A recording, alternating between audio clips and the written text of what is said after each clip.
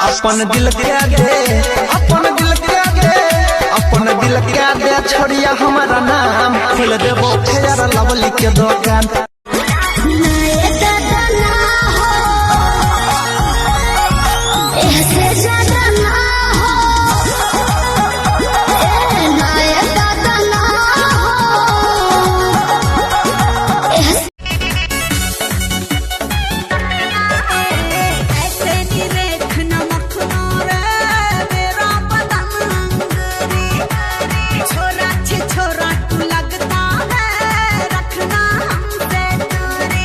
हमके न कहीं हम हरे भी हो, बिल्कुल ना जाने तुम तो, जाने तुम तो, जाने तुम तो मीठी जलेबी हो, सुनो ना भाई लगी तुम देवी हो, जाने तुम को लिखी तो हरोली लहर पर टांगल नहीं, यार टांगल नहीं।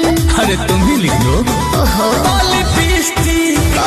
ताली पिस्ती खराब होगा काजल नहीं, खाली नदिए उतारूंगा छागल।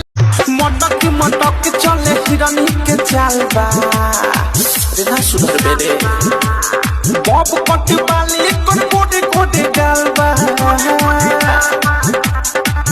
बना के साड़ी ससुरवा से आएगा, कोके मैरिज पिया हमको ले जाएगा, कोके मैरिज पिया हमको ले जाएगा। कहवा ससुरा बलिया बनारस बक्सर सिवान गाजीपुर चंदौली भइल परेशान, हाथ धइलस न मऊ दे बड़िया। चुम्मा चुम्मा दे दे, चुम्मा चुम्मा दे दे, चुम्मा चुम्मा। अपने भैया को बता दीजिए, अरे यादव जी को सहिया बना लीजिए। हमारे राम जी से मांगल बिया, मांगल बिया। अरे हमारो से बेसी हूँ तो पागल बिया, दिल्ली वाली दिल लेके भागल बिया। फोन करो तारो सोहेली के, इतना सत भइल तोहर डेली के, अब नंबर तोहर डिलीट होई।